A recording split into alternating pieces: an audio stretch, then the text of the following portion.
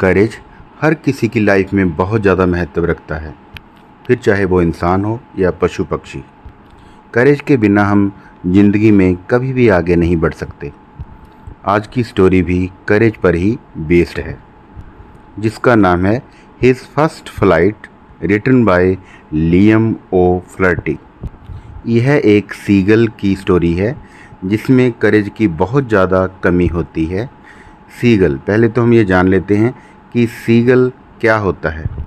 यह एक लंबे लंबे पंखों वाला कबूतर के जैसा एक बर्ड होता है जिसे समुद्री मुर्ग भी कहा जाता है। इसके साथ ही हमें एक और बर्ड जानने की ज़रूरत है, लेज। इट मीन्स किसी चट्टान से बाहर को निकला हुआ भाग। Now we are going to read the story his first flight. एक छोटा सीगल एक लेज पर अपने परिवार के साथ रहता था। वह उड़ने से बहुत ज़्यादा डरा करता था क्योंकि लेज के नीचे एक बहुत बड़ा विशाल समुंदर था। उसे डर लगता था कि अगर मैं उड़ा तो मैं कहीं नीचे न गिर जाऊं। उसके परिवार में कौन कौन था? उसके पेरेंट्स, उसके 2 भाई और उसकी एक सिस्टर, जो कि एक दिन पहले ही उस लेज से उड़कर वहाँ से जा चुके थे। छोटा सीगल उनके साथ नहीं जा सका क्योंकि वह उड़ने से डरता था और उसे लगता था कि जब वह उड़ेगा तो उसके पंख उसे सपोर्ट नहीं करेंगे। हालांकि उसके पंख उन सभी से बड़े थे। निराश होकर वह वापस लेज के अंदर चला गया और डर के कारण उड़कर अपने बहन भाइयों के साथ जा नहीं सका। सीगल के पेरेंट्स उसे लेने के लिए वापस आए और उसे डांटा कि वह उड़ता क्यों नहीं, और उसे धमकी भी दी कि वे उसे वहीं भूखा मरने के लिए छोड़ जाएंगे अगर वो उड़ने की कोशिश नहीं करता। परंतु सीगल में उड़ने का साहस नहीं था, करेज नहीं था। वह डरता था कि अगर वो उड़ा तो वो नीचे गिरकर मर जाएगा, इसलिए वह अपने पेरेंट्स के साथ भी नहीं गया। अब सीगल लेज पर अकेला ही था।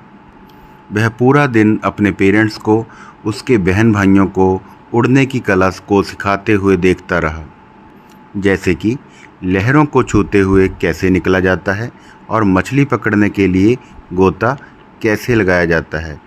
उसके बहन भाइयों को उसके पेरेंट्स ये सब सिखा रहे थे। सीगल ने अपने भाई को अपनी पहली हैरिंग मछली पकड़कर उसे खाते हुए देखा और सीगल का सारा परिवार उस बड़े पठार पर इधर उधर घूमता रहा और सीगल को ताने मारता रहा। अब सूर्य तेज़ी से चमकने लगा और सीगल को गर्मी महसूस हो रही थी और वह पहली शाम से भूखा भी था।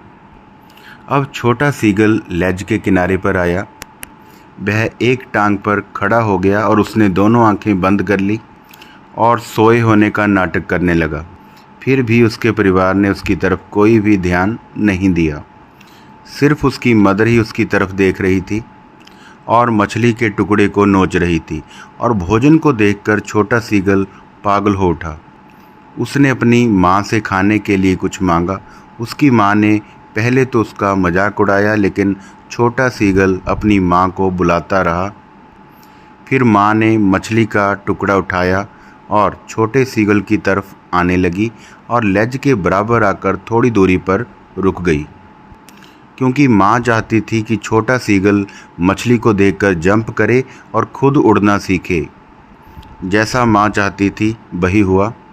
छोटा सीगल मछली के टुकड़े पर झपट पड़ा जो उसकी माँ के चोंच में था, लेकिन सीगल नीचे गिर पड़ा और उसका दिल रुकने लगा।